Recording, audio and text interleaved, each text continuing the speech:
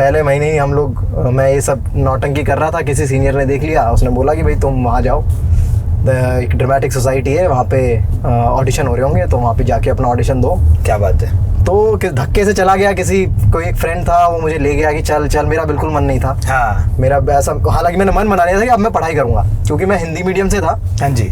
तो मुझे इंग्लिश में प्रॉब्लम हो रही थी, तो मुझे वो लगा कि यार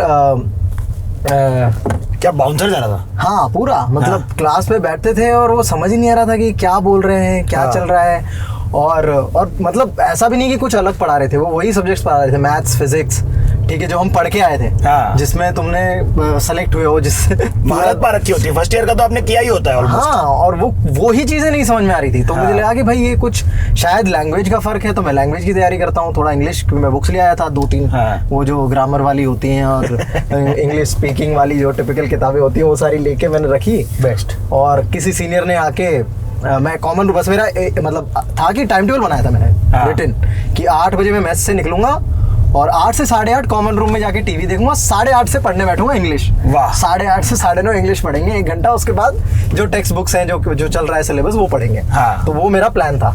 तो ऐसे कॉमन रूम में बैठा था, सडनली एक सीनियर आए, उन्होंने बंद किया कॉमन रूम, और बहुत सारे हम जूनियर्स थे वहाँ पे, फर्स्ट ईयर्स थे, उन सबको एक पेज दिया जिसमें स्पीच थी और ये बोला कि ये इंग्लिश एलोकेशन है कल। हाँ। और तुम सबको बोलना है। तो मैं तो हंस दिया, मतलब मैं हाथ में आई, मैं हंस दिया। तो उन्होंने पहले तो डांटा ढंग से कि क्यों हंस रहा है। हाँ। तो मुझे मैंने बोला कि सर आ गई हंसी, पागल है या तो पागल है या मैं पागल हूँ, हाँ। तुझे क्यों किस बात के लिए हंसी आ रही। तो ऐसे थोड़ी सी हुई और मैं थोड़ा रैगिंग हुई आपके काफी, कि मुझे लगा कि यार हंसने भी अभी इतना डांट दिया तो अभी पता नहीं क्या होगा। तो फिर मुझे लगा कि चल पढ़ लेते हैं, और पहले ही उन्होंने सीधा मुझे बुलाया, ओ हीरो इधर आ। हाँ। और मैं गया और बोला, तो मैं ऐसे पढ़ रहा था, और वो था स्पीच एल पचिनो का 92 वाला। हाँ, सेंट ऑफ वुमन वाला। तो वो वाला वो जो कोर्ट में जो पूरा पीस है उनका, तो वो पढ़ना था। तो वो मैं पढ़ रहा था ऐसे, बहुत ऐसे, मुझे 1-2 लाइन भी याद है कि no you are a cover up artist. तो मैं ऐसे ही पढ़ रहा था तो वो भी हंस रहे थे और आसपास भी हंस रहे थे। तो मैंने उनको पहले ही बोला था, तो मैंने उनको रोक के बोला कि आप क्यों हंस रहे हो। अब मैंने देना शुरू किया कि आप क्यों हंस रहे हो, ठीक है, मैंने आपको पहले ही बोला था मुझे इंग्लिश नहीं आती है, तो आप मुझे जाने दो। तो उसने बोला कि नहीं मैं तेरी इंग्लिश पे नहीं हंस रहा हूँ, और तू बहुत अच्छे से पढ़ रहा है। तो ऐसा उन्होंने मोटिवेट सा कर दिया कि तू अच्छे से पढ़ रहा है, तू पढ़ ठीक से, और इसके बाद तू मेरे पास आना। हाँ। फिर उन्होंने रात भर मुझे बुलाया, और रात भर मुझे वो पहली बार मैंने वो पीस देखी। मैं हॉलीवुड मूवीज देखता नहीं था उस टाइम पे, तो पहली बार मैंने वो सुना और मैंने बस रट लिया, वो एक्सेंट ना पूरा छाप लिया, जिस तरह से मैं करता हूँ जनरली मिमिक्री, तो मैंने वो पकड़ लिया। तो ऐसे कैसे एल पचिनो तो बहुत मुश्किल है भाई, बहुत ही मुश्किल है।